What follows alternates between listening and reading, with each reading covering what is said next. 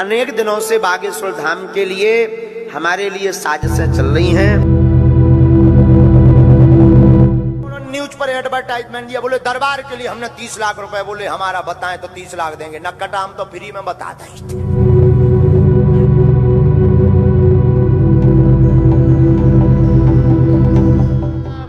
बाकी प्रेत जितने पीछे हैं सबको मार लगाई जाए।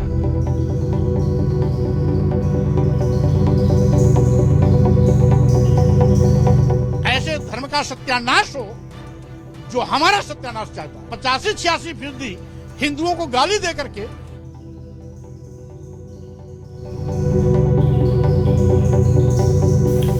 नमस्कार, मैं संजय मकवर, देश रोजाना के YouTube चैनल पर आपका स्वागत है। दोस्तों, इस समय दो चर्चाएं बहुत पूरे देश के अंदर इस प्रकार की चल रही हैं जिन्होंने कि आध्यात्मिक, आस्था और अंधविश्वास, इन तीन चीजों को उलझा कर रख दिया है।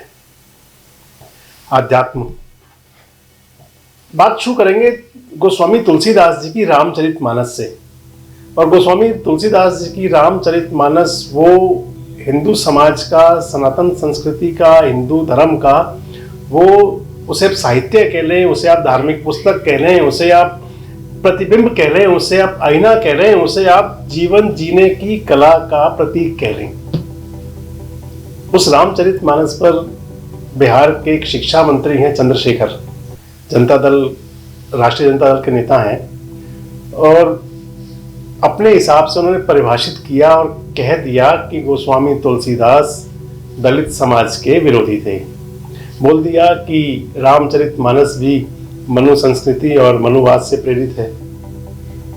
मैं इस बात पर नहीं जाऊंगा कि मनु संस्कृति और मनुवाद पर बात की जाए। आज बात रामचरितमानस पर करेंगे और उसके बाद में इस समय धर्म के अंदर चल रहे, सनातन धर्म के अंदर चल रहे आध्यात्म के साथ जो अंधविश्वास को कहते हैं या आस्था पर जो चोट की बात चल रही है उनको लेकर करेंगे।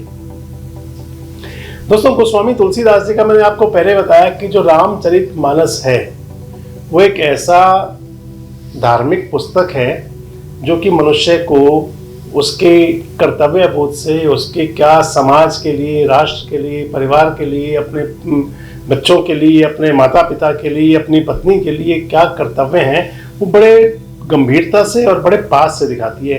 मान लिया जाए कि तुलसीदास जी की जो रामचरितमानस है वो जीवन जीने का, जीवन जीने की जो कला को समझने का एक बेहतरीन साधन है। इसके साथ साथ क्योंकि वो भगवान श्री राम से जुड़ी हुई है। दोस्तों, जो जिन लोगों ने रामचरितमानस पढ़ी होगी या जिन लोगों ने रामायण पढ़ी होगी, भगवान वाल्मीकि की लिखित, वाल्मीकि रचित रामायण में जहाँ श्री राम राजा राम है, वहीं गोस्वामी तुलसीदास जी रचित रामचरितमानस में श्री राम भगवान राम है, इष्ट हैं, देवता हैं, प्रभु हैं, भगवान के अवतार हैं। गोस्वामी तुलसीदास जी ने जिस समय रामचरितमानस लिखी, मान लिया जाए 16वीं शताब्दी का वो समय रहा, और वो समय वो था कि जब आस्था पर, धर्म पर चोट की बात चल रही थी, मुगल शासकों का आना शुरू हो चुका था।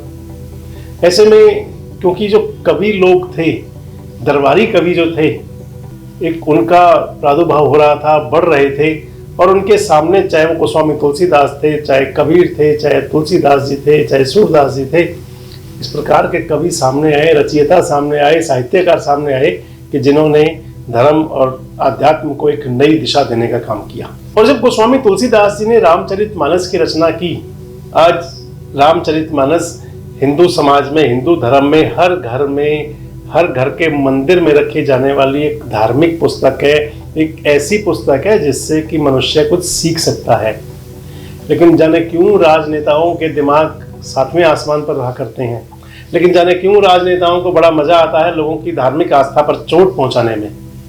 चंद्रशेखर जी का बयान आया, उसके बाद में अभी 3 दिन पूर्व स्वामी प्रसाद मौर्य है, भारतीय समाजवादी पार्टी के बड़े नेता हैं, आजकल भारतीय जनता पार्टी की सरकार में पहले मंत्री थे। जब विधानसभा चुनाव हुआ तो उन्होंने भाजपा छोड़ी थी और अखिलेश यादव की समाजवादी पार्टी में शामिल हो गए थे। और अब स्वामी प्रसाद मौर्य ने चंद्रशेखर से एक कदम आगे बढ़ते हुए कह दिया कि रामचरितमानस पर रोक लगा दी जाएगी। कैसी बचकानी बात है ना। क्या हो गया इन लोगों के दिमाग को, इनके दिमागी संतुलन आखिर क्यों बिगड़ जाता है। करोड़ों करोड़ों लोगों की आस्था के प्रतीक भगवान राम की पुस्तक, जिसमें कि वो रामचरितमानस जिसके अंदर गोस्वामी तुलसीदास ने श्री राम को भगवान राम के रूप में परिभाषित किया है, उस पुस्तक पर रोक लगाने की बात करते हैं। हालांकि अखिलेश यादव जी की पार्टी ने, समाजवादी पार्टी ने उससे अपने आप को अलग कर लिया है। अखिलेश यादव की पार्टी के कई विधायकों ने भी उस पर बताया जा रहा है कि विरोध भी जताया। लेकिन बात यह है कि आखिर हमारे जो राजनेता हैं इनको क्या हो जाता है जो इस प्रकार की बातें करते हैं। किस संदर्भ में गोस्वामी जी ने वो बात कही, क्या वो देखा जाना नहीं चाहिए?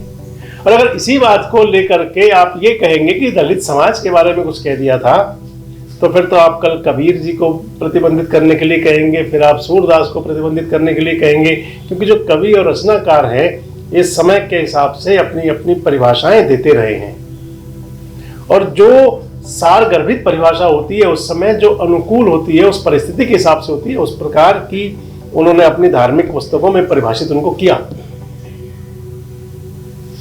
अब इन दोनों नेताओं के बाद में कुछ दलित संगठन भी आगे आ रहे हैं और वो भी इस प्रकार की बात कह रहे हैं।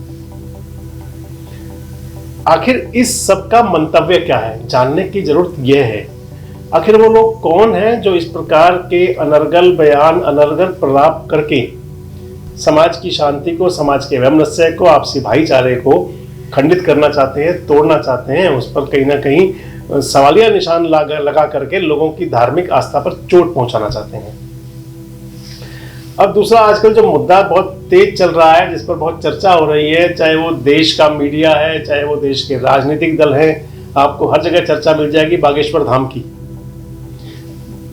महाराज धीरेन्द्र जी की एक जो उनके एक चमत्कार की बात थी, जिस पर कि नागपुर की एक संस्था ने सवालिया निशान लगाया था, और उसके बाद से इस पर बड़ा भारी विवाद बना हुआ है। मीडिया के तमाम चैनल उस तरफ रुक किए हुए हैं, सोशल मीडिया प्लेटफॉर्म्स भरे हुए हैं, राजनेताओं के बयान आ रहे हैं कि सनातन संस्कृति, सनातन धर्म को, इस प्रकार की जो बातें आप सुन रहे होंगे, आप भी देख रहे होंगे।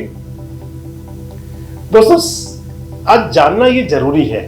हालांकि धीरेन्द्र जो शास्त्री हैं वो खुद आज ये कह रहे हैं अपने भाषण, अपने बयान में, जो उन्होंने कुछ मीडिया कर्मियों को भी दिया और सोशल मीडिया पर संदेश भी दिया, कि मैं कोई चमत्कार की बात नहीं कर रहा। लेकिन जिस प्रकार दिखाया जाता है, जिस प्रकार के वीडियो सामने आए, क्या वो चमत्कार की बात नहीं है?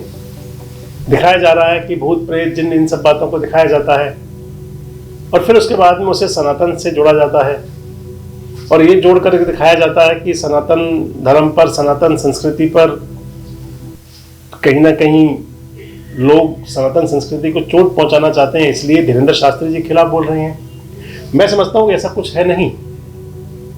अगर सनातन धर्म की परिभाषा को, सनातन धर्म को बड़े पास से लोग जिन्होंने पढ़ा देखा है, वो देखे तो सनातन धर्म बहुत बड़ा, बहुत विराट धर्म है जो सबको अपने आप में संजो लेता है।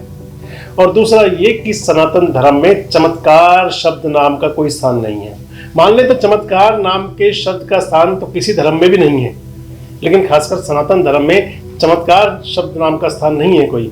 अगर कभी चमत्कार हुआ करते तो आखिर भगवान राम जो हमारे जन जन के आराध्य हैं, जब वो सीता माता को, जब सीता को रावण अपहरण करके ले गए थे, रावण अगवा करके ले गया था, तो आखिर भगवान श्री राम ने उस समय कोई चमत्कार क्यों नहीं किया था? आखिर क्यों हनुमान जी ने जटायुराज से माता सीता का पता लिया, लंका गए, लंका पर उसके बाद में भगवान श्री राम ने चढ़ाई की, युद्ध हुआ, और युद्ध होने के बाद में सीता जी को वापस लाया गया, सीता जी वापस आई। रावण का जो पाप के, असत्य का, झूठ का प्रतीक था, उसका अंत हुआ।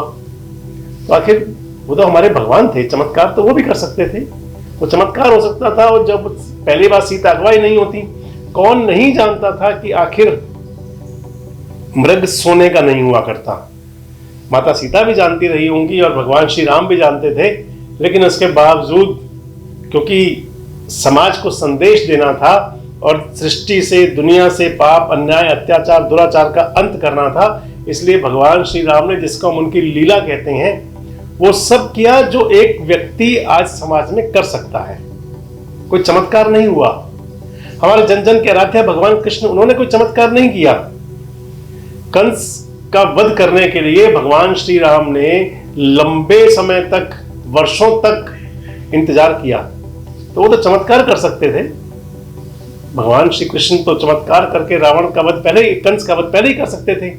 लेकिन क्योंकि हमारी सनातन संस्कृति में, हमारे सनातन धर्म में चमत्कार नाम का कोई शब्द नहीं है और चमत्कार नाम के शब्द को कहीं परिभाषित नहीं किया गया। आज जरूरी ये है कि जो धर्म गुरु है वो आस्था के नाम पर किसी भी व्यक्ति को, किसी भी व्यक्ति की भावनाओं से ना खेलें और आस्था के नाम पर कहीं भी अंधविश्वास ना फैलाया जाए। आज बहुत जरूरी ये है कि जिस प्रकार से हमारा सनातन धर्म, हमारी सनातन संस्कृति एक बहुत विराटता संजोए हुए रही है, उस विराटता का आने वाले समय में भी लोगों तक प्रचार प्रसार होता रहे। और जरूरी है कि जो लोग किसी की धर्म पर और जो आस्था पर चोट पहुंचाने की कोशिश करते हैं, इन लोगों का, इस प्रकार के लोगों का भी सामाजिक बहिष्कार होता रहे। दोस्तों, कोशिश की आपके साथ हमने 2 मुद्दों पर चर्चा करने की और आप तक अपना मंतव्य और जो आज जन भावनाएं उनको पहुंचाने की। इस प्रकार के कार्यक्रम, इस प्रकार के वीडियोस देखने के लिए जुड़े रहें हमारे साथ, देखते रहें देश रोजाना। नमस्कार, धन्यवाद। हमारे साथ जुड़े रहने के लिए देखते रहिए देश रोजाना का YouTube चैनल, सब्सक्राइब कीजिए। साथ ही देश रोजाना की खबरें सबसे पहले देखने के लिए प्रेस कीजिए बेल आइकन।